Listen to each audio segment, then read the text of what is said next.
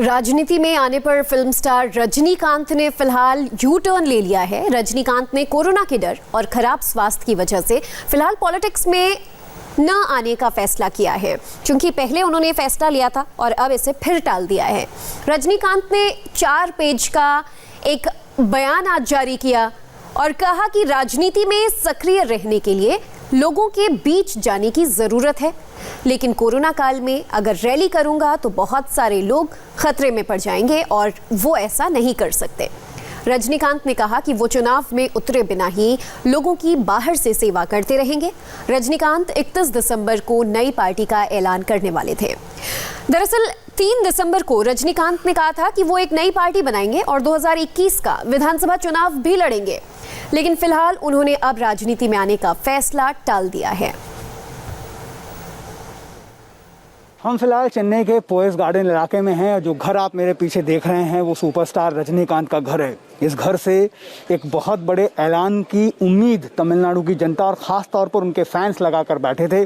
कहा यह जा रहा था कि 31 तारीख को अपनी नई पॉलिटिकल पार्टी की डेट का अनाउंसमेंट सुपरस्टार रजनीकांत करेंगे, लेकिन अब एक बहुत बड़ा यू टर्न उन्होंने लिया है। उन्होंने ये कहा है कि अब वो राजनीति में नहीं आना चाहते।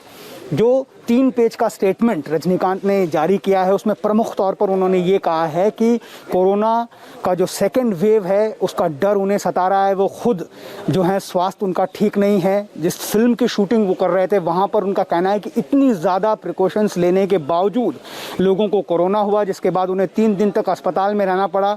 जो उनका हाई ब्लड प्रेशर फ्लक्चुएट हुआ था, वो डॉक्टर्स ने कहा कि उनका किडनी ट्रांसप्लांट हो रखा है, इस वजह से वो उनके स्वास्थ्य के लिए ठीक नहीं है।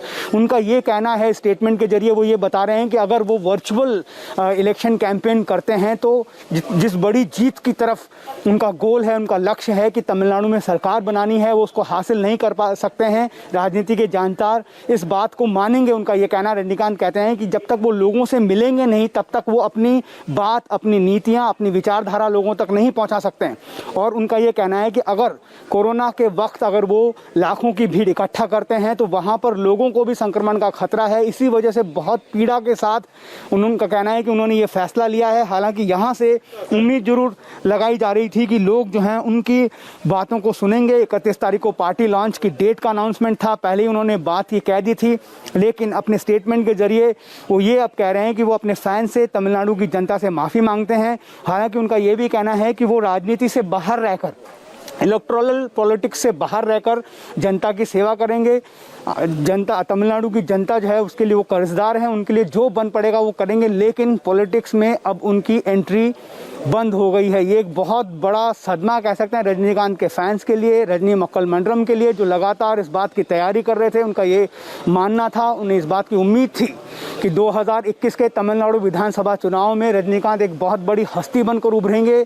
उनके लोगों का, फैंस का तो ये तक कहना था कि वो तमिलनाडु के सीएम भी बन सकते हैं। यहाँ पर ऐसा सेंटिमेंट है, लोग यहाँ पर फिल्म स्टार्स को डायरेक्ट कनेक्ट करते हैं। हमने देखा है एमजीआर, जयललिता जैसे बड़े बड़े लोग यहाँ पर चीफ मिनिस्टर बने हैं। ऐसे ही रजनीकांत के बारे में भी कहा जा रहा था, क्योंकि उनकी जो फैन फॉलोइंग है वो एमजीआर के बराबर की फैन फॉलोइंग है। इस वजह से लोग ये मान रहे थे कि अगर रजनीकांत सक्रिय राजनीति में एंट्री करते हैं तो तमिलनाडु के सीएम बनने के उनके चांसेस बहुत ज़्यादा। लेकिन कहीं ना कहीं रजनीकांत को इस बात का एहसास हो चुका है कि उनकी एंट्री जो है वो काफ़ी लेट है, उनके पास वक्त काफ़ी कम है, और जिस तरह की उम्मीदें लोग उनसे लगाए बैठे हैं शायद वो उस उम्मीदों पर इलेक्टोरली खड़ा नहीं हो पाए। राजनीति के मैदान में बहुत सारी चीज़ें अलग होती है, इस बात का एहसास रजनीकांत को अच्छी तरह से था, ऐसा लगता है। इस वजह से उन्होंने इस स्टेटमेंट के जरिए अब ये ऐलान कर दिया है कि वो राजनीति में नहीं आएंगे।